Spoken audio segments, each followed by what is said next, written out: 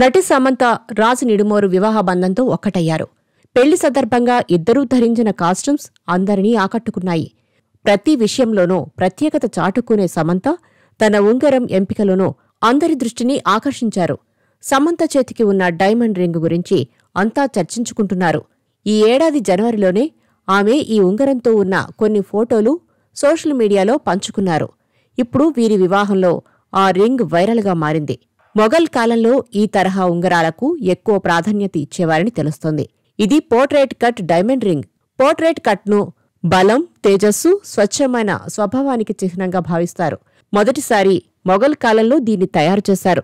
వజ్రాన్ని ప్రత్యేక విధానంలో కట్ చేసి పలుచని గాజు పలకలా తయారు చేస్తారు. ఈ రకమైన ఉంగరాలను అరుదుగా తయారు చేస్తారని తెలుస్తోంది. తాజ్మహల్ను నిర్మించిన మొఘల్ చక్రవర్తి షాజహాన్ తన ప్రియమైన భార్య ముంతాజ్కు ఈ రకమైన ఉంగరం అంటే ఇష్టమట. ఈ తరహా ఉంగరాలను గతంలో ఆలియా భట్, కత్రినా కైఫ్, ప్రియాంక చోప్రా ధరించినా అంత ఫేమస్ కాలేదు. ఈ పెళ్లిలో ఎర్రచీర ధరించిన సమంత సంప్రదాయ నగలతో, చోకర్ నెక్లెస్, పెద్ద చెవి పోగులతో అందంగా కనిపించారు.